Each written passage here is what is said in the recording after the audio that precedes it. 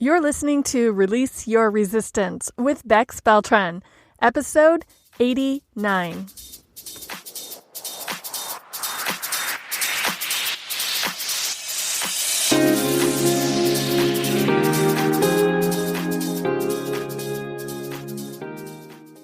Welcome to Release Your Resistance. This is Bex.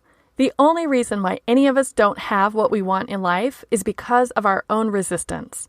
Right now, I'm learning how to recognize and release my resistance, and this podcast tells you how you can release your resistance so that you can live the exact life that you want. Let's get started. Hi, I've had some new people join the podcast lately, some new subscribers who found me. So if you are new to this podcast, welcome. I'm so glad that you've started listening. And just so you know where you've landed, I am spending the month of September talking about how to get unstuck. 3 weeks ago, I described 3 tools that you can use to get yourself out of feeling stuck, confined, trapped, or apathetic.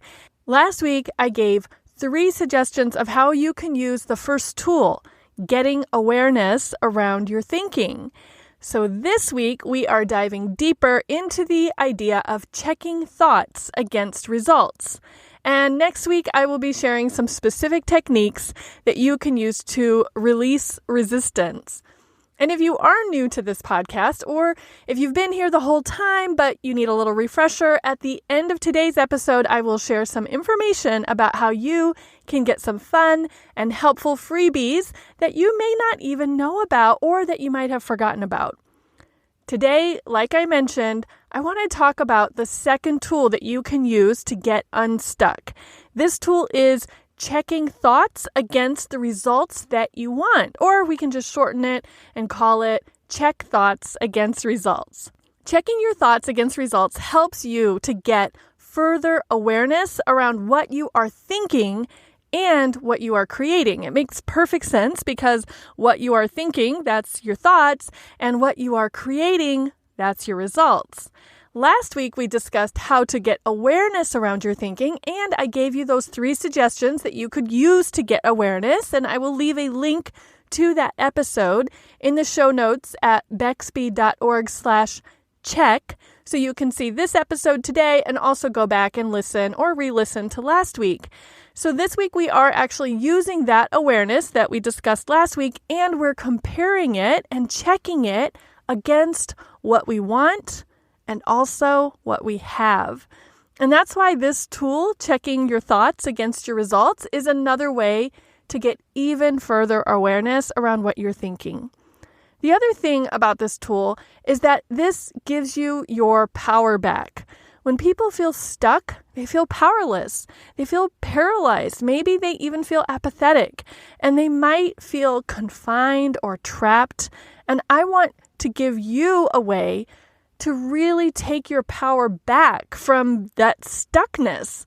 When you are feeling stuck and powerless, you might feel like you only have that one option, and usually it's not a very good one, and it might just be to stay stuck.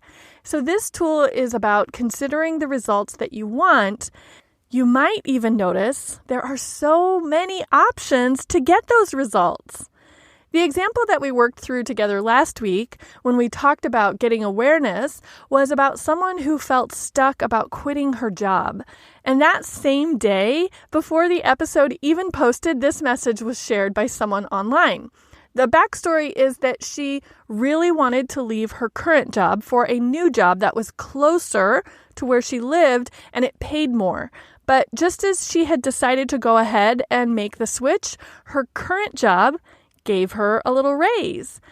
But then, plot twist, the new job came in with an even higher offer, and she just didn't know what to do. And she just wanted the new job and the higher pay, but she felt so stuck about actually quitting the current job. And she wrote, "I'm going to talk to my boss and tell her that I need to take the new job, and I hope she understands, and I hope she doesn't hate me.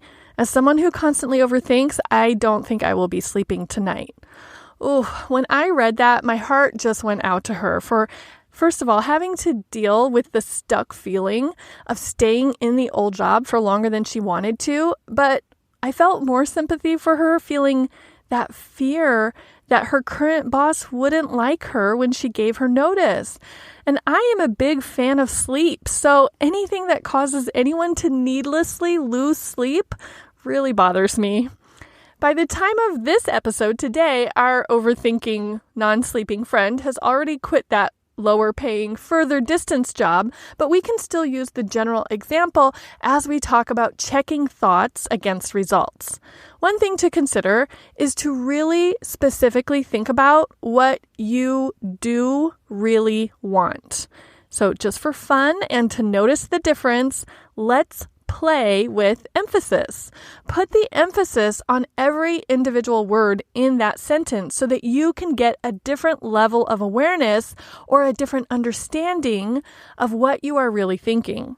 Let's move the emphasis around and see what comes up. What do you really want? By putting the emphasis on what, you get the awareness around this specific thing or result that you are focusing on. For our sleepless overthinking friend, did she really want the higher pay and the shorter commute? Or did she really want the adoration of her boss, which is outside of her control, by the way? What do you really want? By putting the emphasis on the word you, it really causes us to think, wow, do I want this? Is this what I really want? I think about this one for myself sometimes when I see how my colleagues talk about being a full-time coach with a full schedule of coaching clients. Who wouldn't want that, right? Isn't that why we all go through certification and market ourselves and show up on social media and do workshops to fill our schedules? But actually, when I ask myself the question, is that what I really want? The answer is no, I don't want to have a full-time schedule.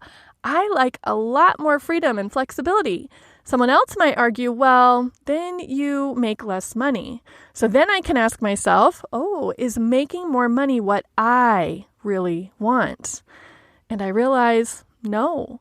What I really want is to have more freedom and flexibility, even with less money, rather than a fully booked schedule with more money. And I'm just using this as an example because I know all combinations are possible. I know the amount of money that I earn is not dependent specifically on the number of clients or hours that I work with. I'm just using these specific options as examples of what some of us might be thinking and how we can check what we want by asking ourselves that question with that emphasis. We can ask the same question again with the emphasis on really. This would sound like, what do I really want? It changes the question because now we are prioritizing or putting in order the things that we want. And maybe we realize we want this specific result more than any other result. From the job quitting example, the employee realizes, of course, she wants her current boss not to be mad because she's quitting, but what she really wants is a shorter commute and a higher salary. I just love putting the emphasis on different words in that one sentence because it really lets you consider the results that you want, and then you can take all those answers that you just came up with and go one step deeper and ask yourself, why? Have you heard of the 5 why technique from Sakichi Toyoda in the early 1900s? He promoted the idea of asking why 5 times in a row to discover the source of a problem. And I'm not suggesting that you ask yourself why 5 times, and I'm not suggesting that you need to discover a source or whatever you're dealing with. I'm not saying it's a problem, but it is an interesting exercise to go deeper into your own thinking to ask yourself why at least 3 times and see what comes up for you as you answer. This might sound like something a little child would do to annoy us, or I don't know, maybe they're just curious, but as annoying as it might sound, it is such a valuable exercise, and I don't really think that we ask ourselves why frequently or repeatedly enough. So let's run through how asking yourself why might sound. If someone is feeling stuck around taking action, let's say in their business, using the tool of checking thoughts against results, they might first ask themselves, what do I really want? And let's say they ask themselves that question 3 different times with the emphasis on a different word each time, and then they come up with new awareness about the results that they do really want. And one of the answers that they come up with is, I want my business to take off so that I can do it full time and quit my current job. Okay, why? So that I don't have to continue working there. Why? Because it drains my energy and puts me in a bad mood. Why? Because the company is being managed very ineffectively, and it seems like the teams are being set up to compete against each other instead of collaborating together. Wow, that's really good awareness, right? Because the person started out thinking about replacing their current income with the new business, and now we can also see why the current job is a drain on the energy and the mood. When I think about that additional information, I can see so many more options for this person. Of course, they can continue to work on growing the business, and they might also decide to get a different role in their current workplace or a different job altogether. Or they might decide to work on their thoughts that are creating the drain of energy and mood and stay in the job without putting any pressure or requirements on growing the business. It changes things a little, right? As you are checking your thoughts against your results and as you are figuring out what you want and why, you can also include what you want that you already have. Thinking about what you already have is so interesting because it does a few different things for you. The awareness and recognition of what you want and already have puts you in gratitude and appreciation.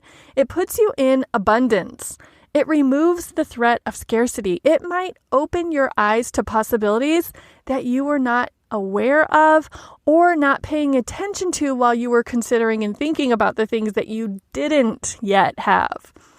An example of this from my own life is noticing that I want to design my daily schedule around exactly how I want to spend my time. I don't want to start anything or have any appointments or meetings before about 10:30 or 11 a.m. because I love spending my first few hours of my day, the best part of my day, on my favorite things. I don't like to feel rushed or hurried in the morning. I like to give myself enough time to journal for as long as I feel like it and do my physical activity and check my schedule and check things online. So as I am noticing the results that I want for myself, I frequently notice that I do want to design my schedule and I get to. I am so grateful for this aspect of my lifestyle. It makes me so happy, and it gives me the idea and the belief that I can design my whole life and that I can have whatever I decide I really want. Once you know the results that you want and you have dialed in much more deeply by asking the questions in many different ways and by asking yourself why at many different levels, the next thing you can consider is, why do you have the results that you currently do have, and why don't you have the results that you don't have?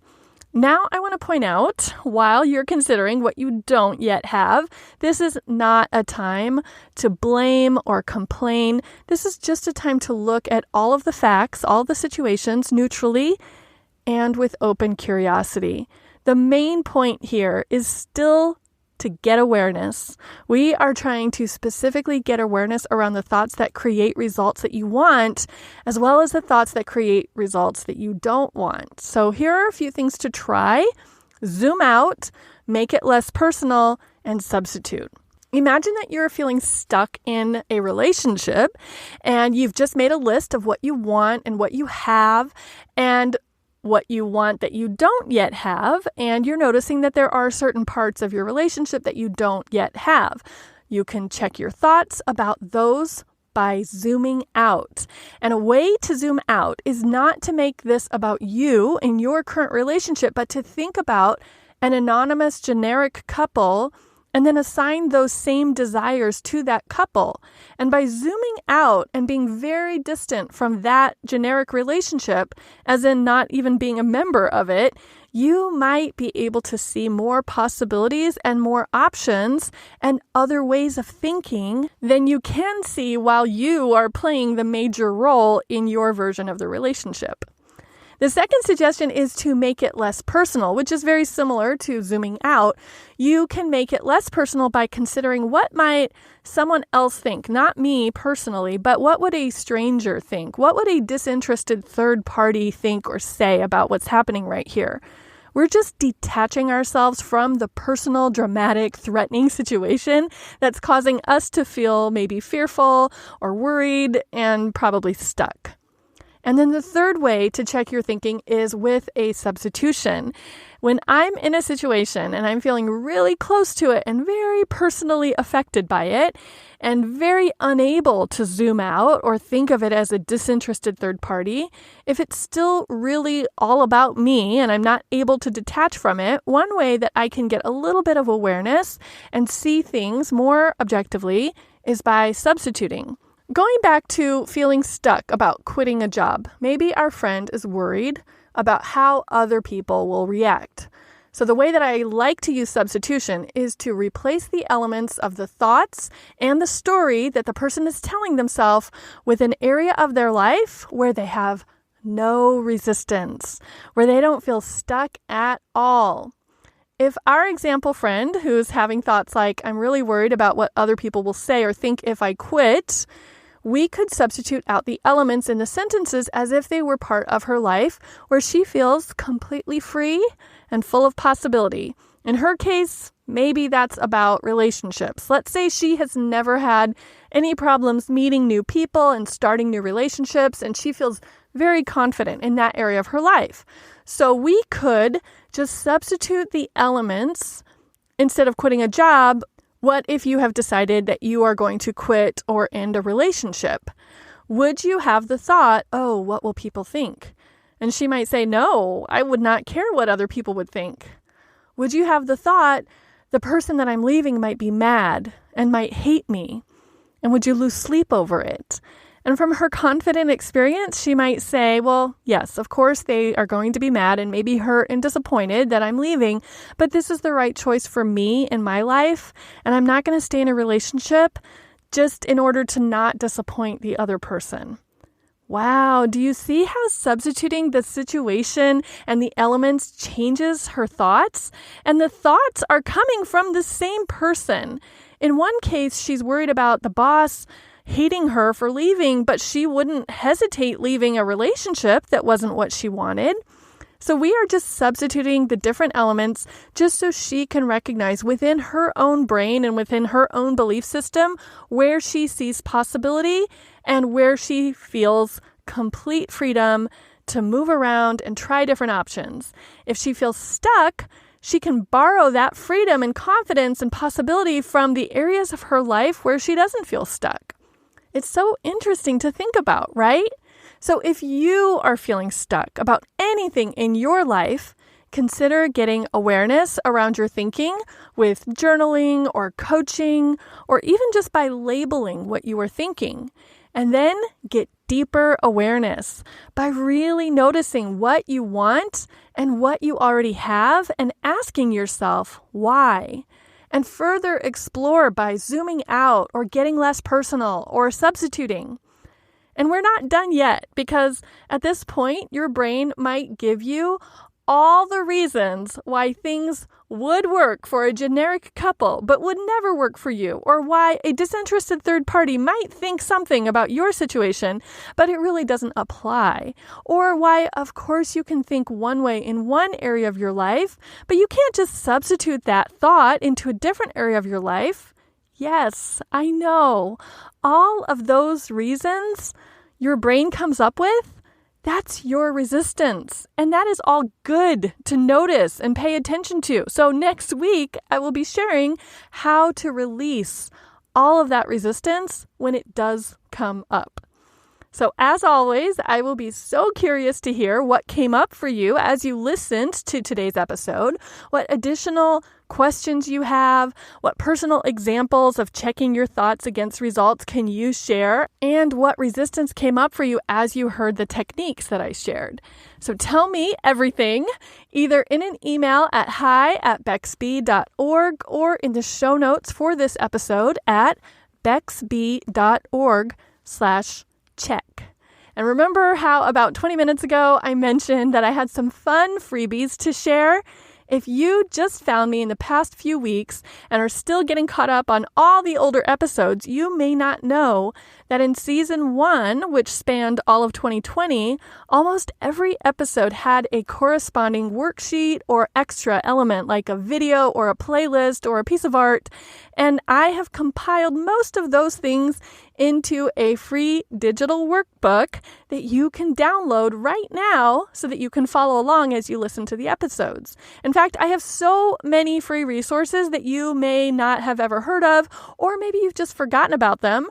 So head over to bexb.org/free to see all of them. You can watch one of the replays of a procrastination or a vision board workshop.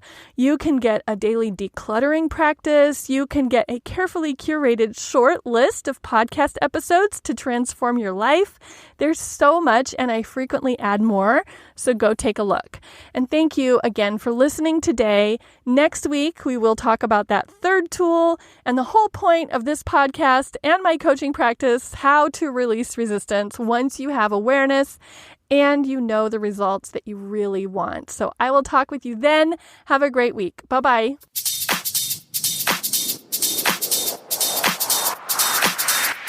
This has been Release Your Resistance. Thank you for listening. If you like this podcast, make sure you're subscribed and leave a review on Apple Podcasts.